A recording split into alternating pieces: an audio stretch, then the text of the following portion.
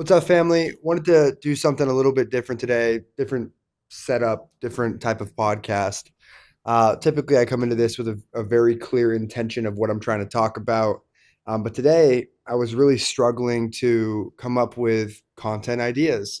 And I really just don't feel like I have a lot of energy today to record a podcast. But I haven't recorded in 2 weeks, and I went on vacation with my family. That's part of it. And then my girlfriend had family in town and just been busy. I took the most calls I've ever taken in my whole entire time coaching last week.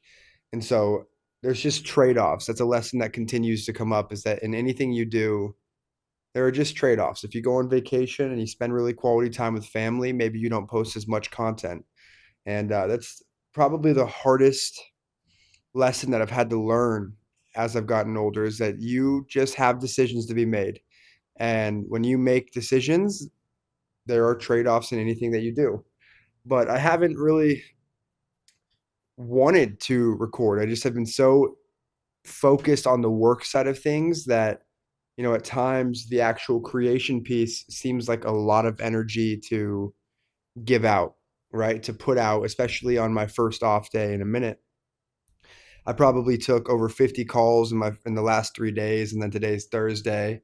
And I woke up, I had a doctor appointment, slow morning, watched some of our TV show, binged it on Netflix, and then finished it. And then here it is, 1 p.m. And I know that today is my day to create, and I don't want to, right? And so I thought that today was a moment where I can show you what it actually looks like, what the process actually looks like for me.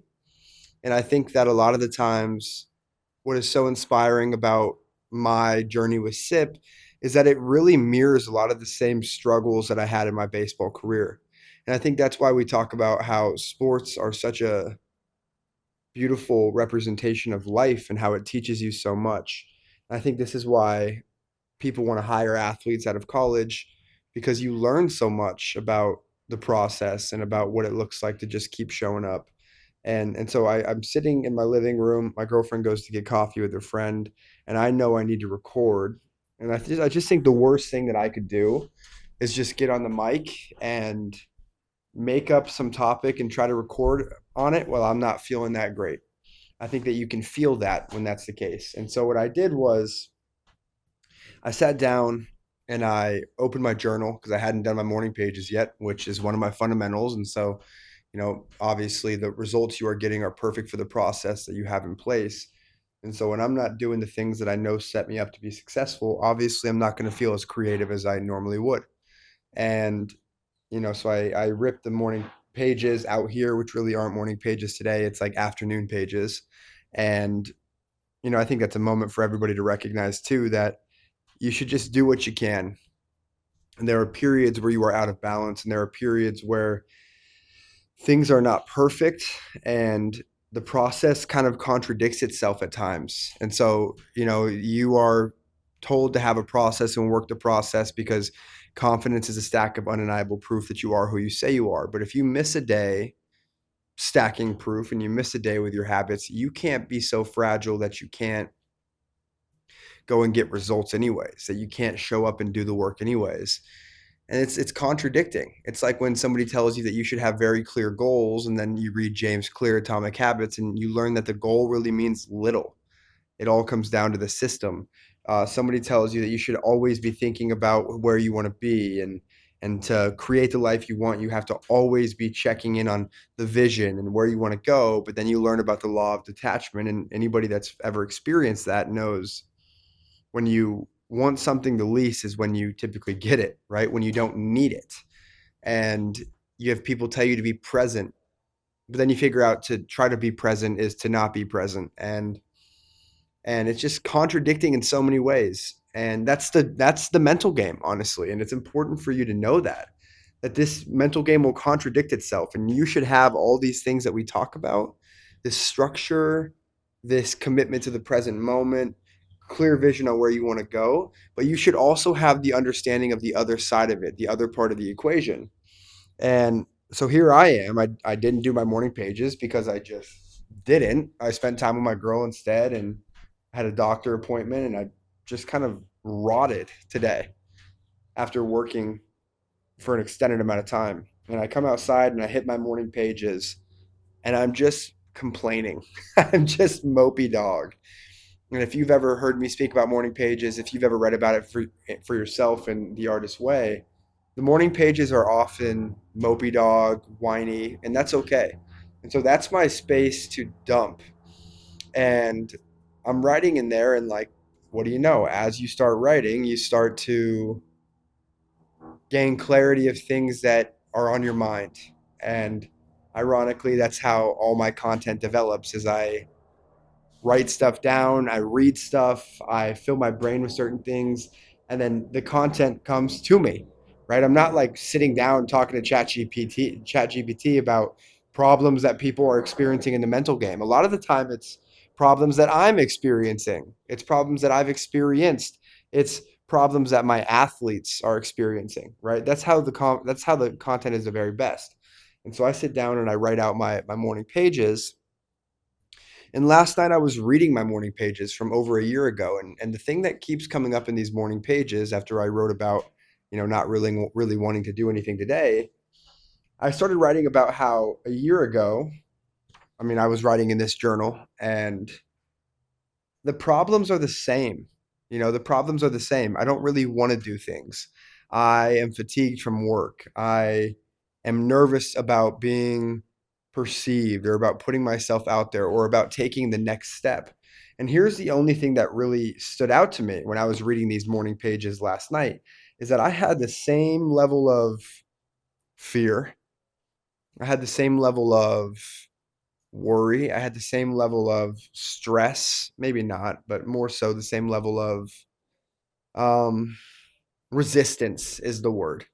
And what I'm proud of when I read this is that I just did it anyways. And I think that there is a message in there for the process. There's a message in there that as I'm sitting here today, I had no interest in recording a podcast today. And so what do? I set the camera up and I just start and I hit my morning pages and I just speak. And this might not be my best podcast ever, but it is a tally for being the type of person that I want to be. And I look at my morning pages from last year and I just realize I just kept showing up. And in some of these morning pages, I'm celebrating getting 100 views on YouTube. And I'm celebrating even just having a YouTube channel. I'm celebrating these small things that I'm really proud of. And now I look back on it and I'm like, how much my life has changed since that moment. And the only thing the only reason I'm here is because I kept showing up. And I opened to a page in the morning pages from last year, and it's from the Artist's Way, and it's a note that talks about how your talent is like a young and skittish horse. That young and skittish horse is a very talented, young, nervous, and inexperienced horse. So I want you to really see that. If you're the baseball player, the football player, the soccer player, whatever sport you play, see your talent as a little horse that is skittish, talented, nervous, and inexperienced. And here is the thing you have to recognize is that there will be mistakes that are made. And this young, skittish horse will be frightened by obstacles that it's never seen. Our job as the creative jockey is to keep our horse moving forward and to coax it into finishing the course, to guide it into finishing the course. That is our job, is to look out for the young skittish horse and to just guide him on the path, to keep him on the path. And as I look at my morning pages over this last year, I realized that is exactly what the morning pages were for me. Is it was something that kept me on the path, and it was something that kept me to just show it allowed me to just keep showing up. And I think that's kind of the secret here is that you're going to have days where you feel terrible. You're going to have days where you're tired. You're going to have days where you don't want to do it. And what matters is that you just show up to the page, at least get started, at least take the first step. And what I did today was I showed up to the page and I took the first step. And here I am, at least sitting down recording the podcast. And that's enough for me today. That's enough for me because I'm just showing up. And tomorrow is a brand new day, and tomorrow I'll probably record again and have more energy. But as I am keeping this horse, this young talent on the path, I understand that these moments they're discouraging. They are frustrating. They are disappointing when you feel like you are maybe have burnt out your creative energy. It's a reminder for me that I need to replenish the horse. I need to give my creativity an opportunity to replenish and to fill back up. And I've had this happen before. That's why I do the art estates. That's why I'm making a more intentional effort to work out and to move my body and to eat healthier, because I'm trying to nurture that young, skittish horse that just needs energy. It just needs guidance. And yeah, I mean, I hope that makes sense. It's my job to take care of the horse and to keep pushing him forward. I'll tell you that I look back on my affirmations and blurts, and to remind you of those people that don't know what those are, affirmations are a self-talk statement. I'm sure you know what that is. It's something that you say about yourself. I think it starts out as an affirmation, it becomes a belief, and it turns into a conviction. And I look back to February 27th of 2025, and I look at these affirmations and blurts, and I just can't help but see how much my life has changed. And again, it's just about keeping the horse on the path. But when I wrote these, I really meant a lot of these. I meant all of them. I was scared. And I look at them now and I just kind of laugh at them because I've outgrown them. Now I have different versions of it now, just bigger insecurities, bigger problems, because I have had more success. That's anything. That's for anybody. The process is a spiral path. You just keep being confronted with similar issues. It's just at a greater level. And what's so inspiring for me is that I look at this here and I just think it's almost comical, the things that I was scared of. And then I just can't help but think, in a year from now, will I be saying the same things about the blurts that I'm feeling today, right? And the blurts are the insecurities.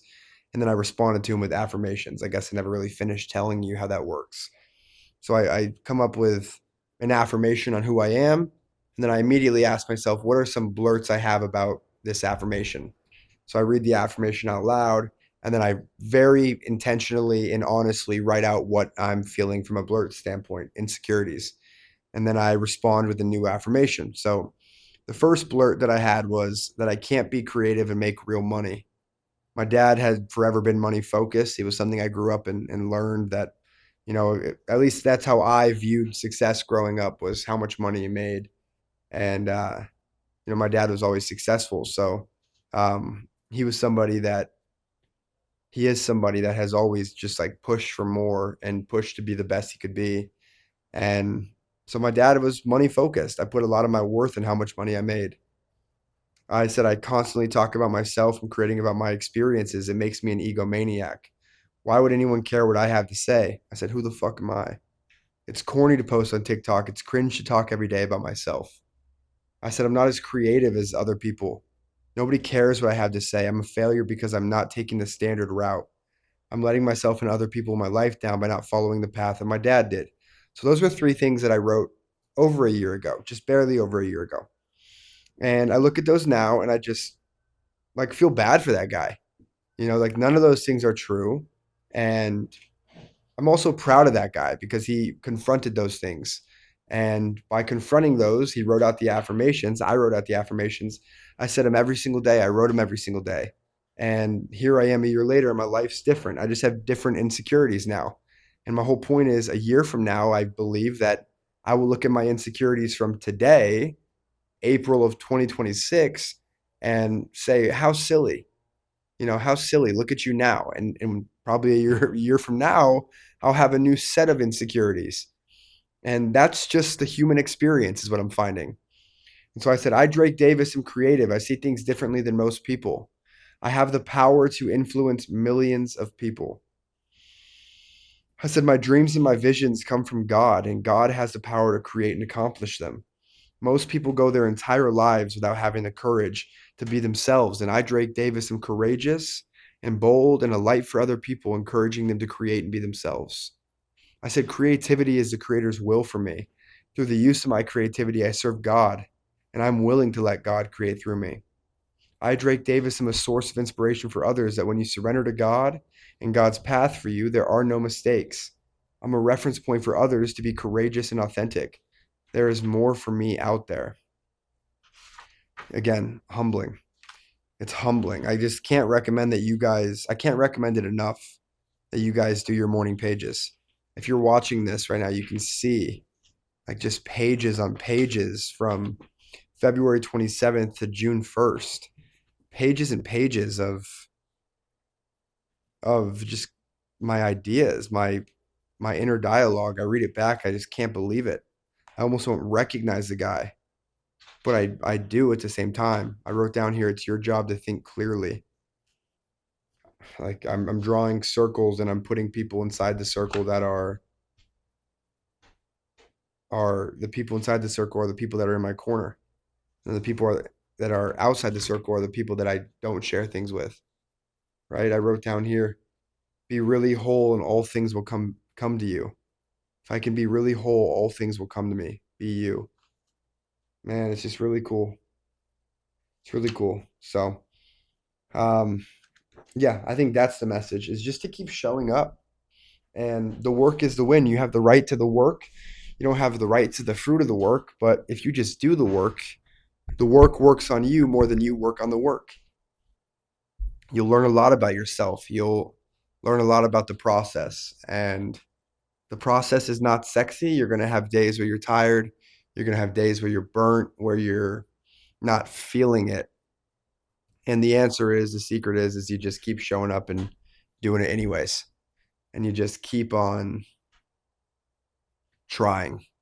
And if everything I have in my life is just because I just kept trying, and I'm grateful for that. I'm grateful for that version of myself that just kept showing up. I think the last thing I'll just say in this podcast is that I view myself as a researcher more than I even do a coach.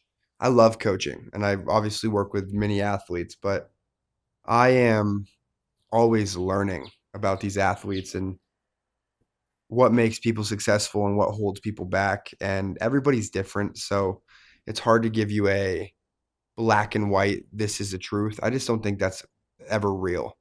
I think everybody's different and everybody has different truths and different things work for different people. But I'll tell you, the thing that continues to come up is just that the people who are able to keep going and the people that are able to have success in the long term continuously just tell themselves better stories, and they choose to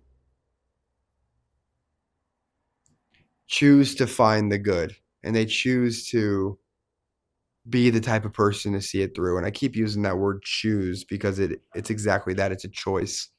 And the people that give up are the ones that are undisciplined with their mind, and that voice in their head, that censor mind, runs a little bit too rampant, and you don't close the loop.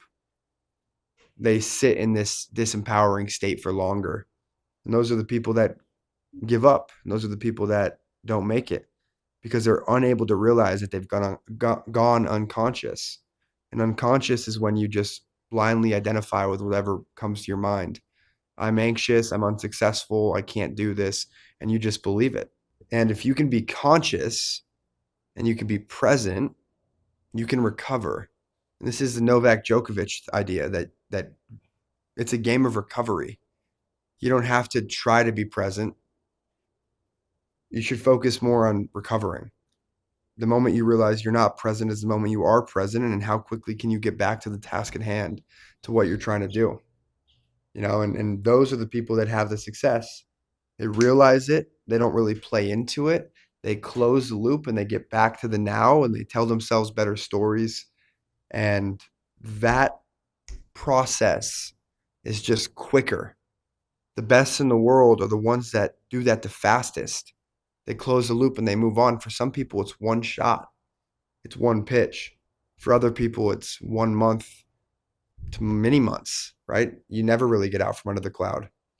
And when you do get out from under the cloud, you have these moments where you're like, man, why did it take me so long? Like When I'm under this cloud, I don't think clearly. And I think going harder and harder and harder is better. And closing my fists tighter and white knuckling is the way to do it. And when you get out from under the cloud, you realize that, you know, worry doesn't add a single day to our life, as it says in scripture. And panic and anxiety is not helping us. It's actually a distraction that chokes us from our process, that chokes us from even the scripture, the word of God. Right? I took that straight from the parable of the sower. Like it's the thorns that choke the seed, that choke the truth, the anxiety you feel.